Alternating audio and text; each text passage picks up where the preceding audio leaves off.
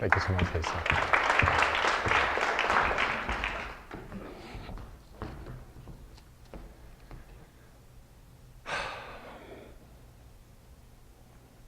To share this story with you fills my heart with a splendiferous cornucopia of emotions.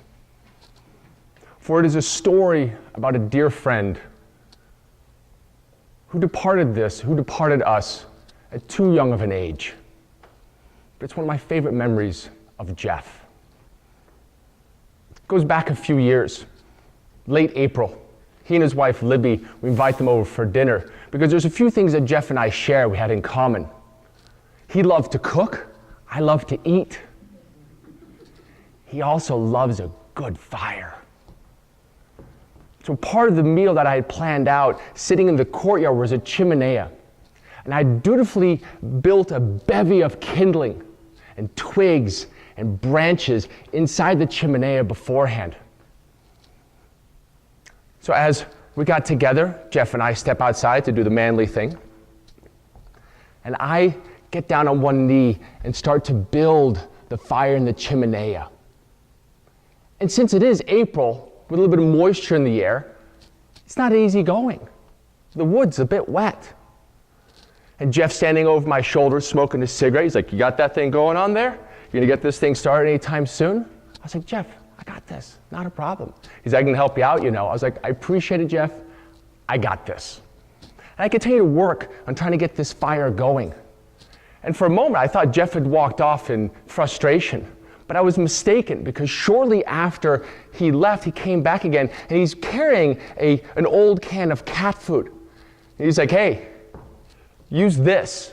And I look over my shoulder, I'm like, "Jeff, a can of cat food, it's not gonna help with the fire, dude. I got this." He's like, No, it's not the can, it's what's inside." And he shoves underneath my nose a gas-laden can of cat food. And I'm like, "Jeff, no. I don't want a roaring blaze. We're gonna have a conversational piece." Whatever, dude. He sets the can down, pulls out another cigarette, and he starts to draw on it.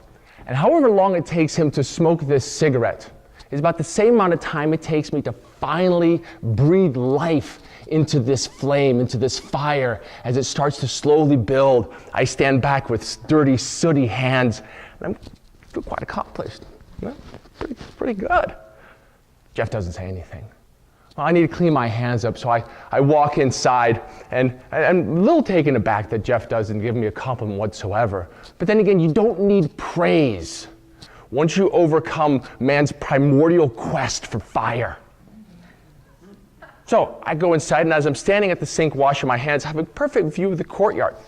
And I'm washing my hands, and I see Jeff casually push out his cigarette, pick up the fuel-laden can of gasoline, walk over to the chimenea, and in one deft move, he throws can and contents into the fire.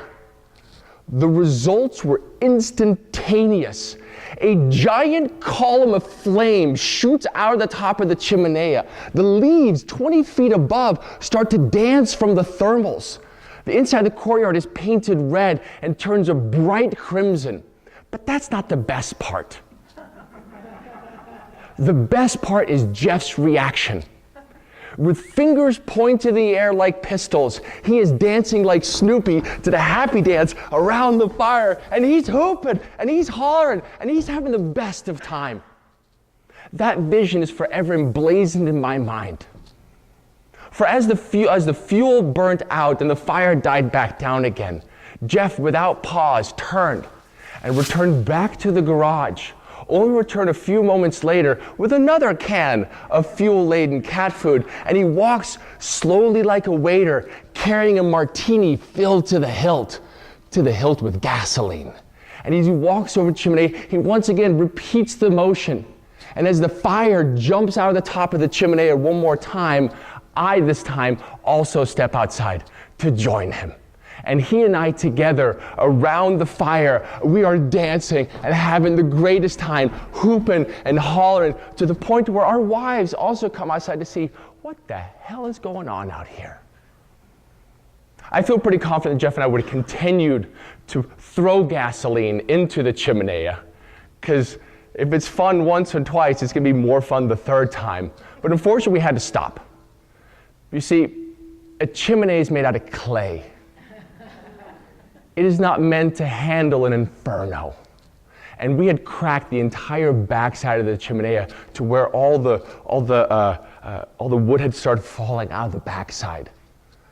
So we had a plan of having a conversational piece. What I end up with is a story to share with you of a memory with a friend.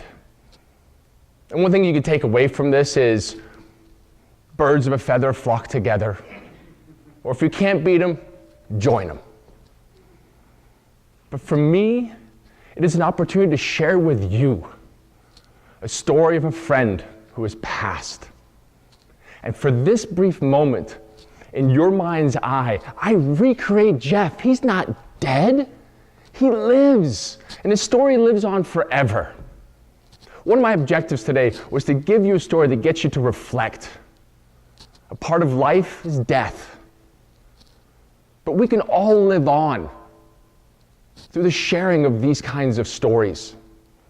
And while Jeff left behind a 4-year-old son who will have a vague memory of who his father is, and a wife who at the time was 8 months pregnant, that now has a 2-year-old son that will never know his father, a day will come when those 2 boys will ask me, Keith, can you tell us about the happy dance?